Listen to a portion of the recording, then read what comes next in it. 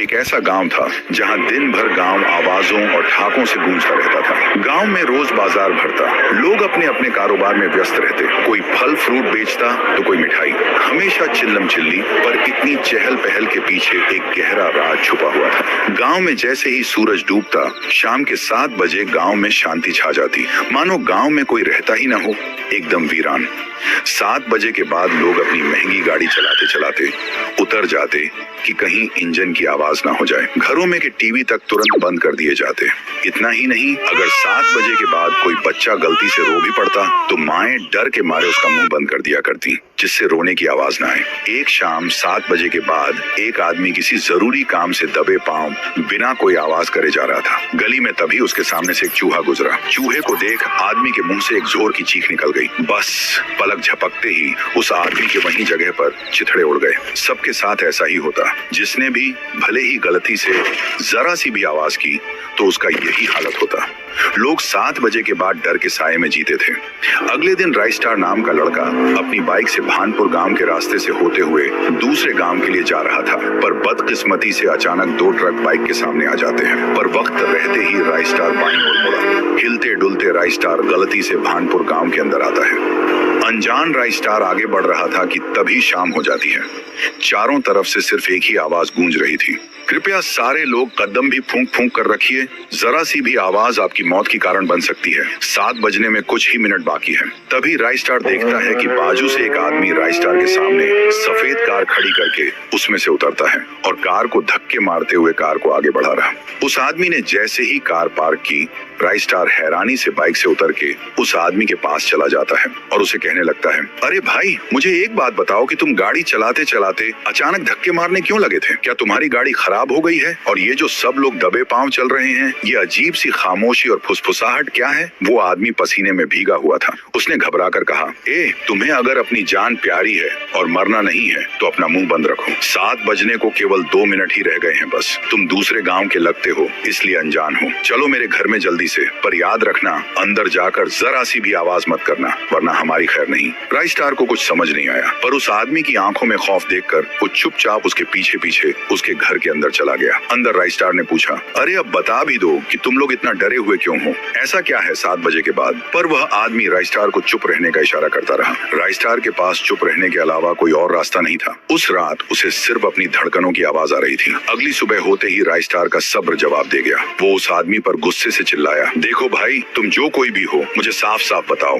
तुम मुझे 7 बजे के बाद बोलने क्यों नहीं दे रहे थे?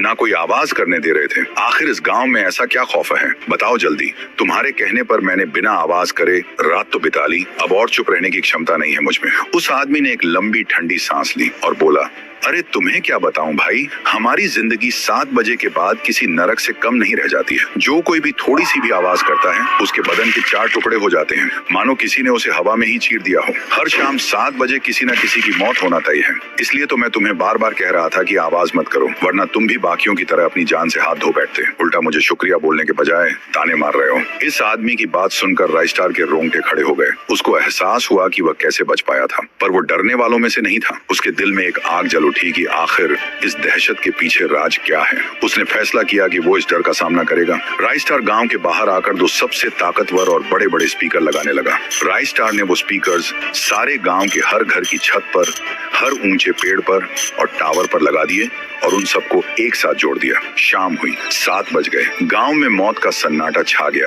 पर राइस्टार ने लगाए हुए स्पीकर भी अपना कारनामा शुरू कर देते हैं। कान फाड़ देने वाली भयानक आवाजों से पूरा भानपुर गांव गूंज उठा। तभी अचानक आसमान में काली बिजली के साथ थूम थूम बहुत तेज गुस्से में गांव के बीचों बीच उतर आया। उसकी आंखें आवाज को सुन उसके कानों में से खून निकल रहा था। थूम थूम चिल्लाया, नहीं छोड़ूंगा, नहीं छोड़ूंगा किसी को। किसको मारूं, कैसे मारूं?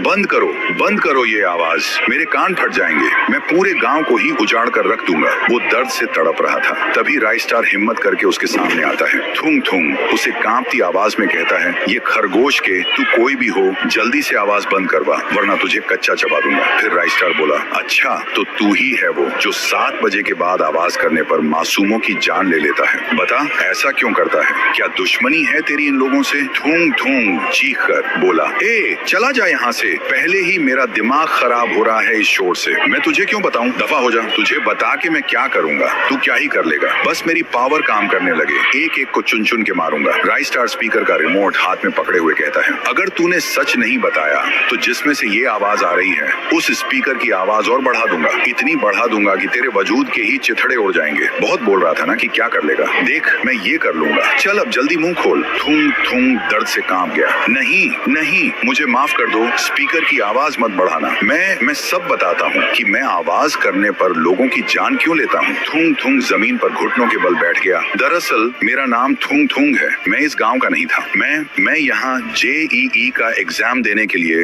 रहने में के लिए कमरे की तलाश करते हुए इस गांव आया था। एक रूम मुझे मिल भी गया। कल मेरा एग्जाम था, इसलिए मैं रात को अपने कमरे में बैठकर पढ़ रहा था। मेरे लिए वो इम्तिहान मेरी जिंदगी था। पर मेरे रूम के बाहर गांव के सरपंच के कुछ गुंडे बेटे नशे की हालत में गाने की आवाज फौल बढ़ाकर नाच रहे थे, गालियां बक रहे थे। मुझे उनकी गानों की आवाज से पढ़ने में डिस्टर्ब हो रहा था। मैं बस उनके पास गया और उनसे मिन्नत की, भाई प्लीज आवाज कम कर लो यार, कल मेरा पेपर है, मेरी जिंदगी का सवाल है, मुझे तुम्हारे आवाज से डिस्टर्बेंस हो रही है। पर वो जानवर, उन्होंने मेरी एक न सुनी, उल्टा मुझे ही गाली बकने लगे। देख रहे बिडू, लोग आज तक अपुन से किसी ने सर उठा के भी बात नहीं करी, और ये पढ़ाकू बंदर जैसा दिखने वाला लड़का अपुन को ज्ञान पेल रहा है और हमारी पार्टी को खराब कर दे लिए है इसने।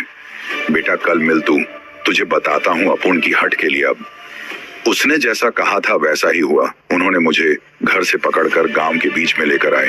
वहां लोगों की सभा बिठाई गई। फिर सरपंच के बेटे ने मुझ पर झूठा इल्जाम डाला। अरे गांव वालों, ये पढ़ाकू बंदर जैसा दिखने वाला लड़का कोई स्टूडेंट नहीं है, बल्कि चोर है। साला कल रात 1 बजे मैंने इसे एक घर पे चोरी करते वक्त रंगे हाथ पकड़ लिया हूँ। मैं तो कहता हूँ इसे चोरी करने में, जुर्म में दर्दनाक मौत दे। गांव वाले भी उसके बहकावे में आ गए और उन्होंने सरपंच के बेटे का साथ दिया।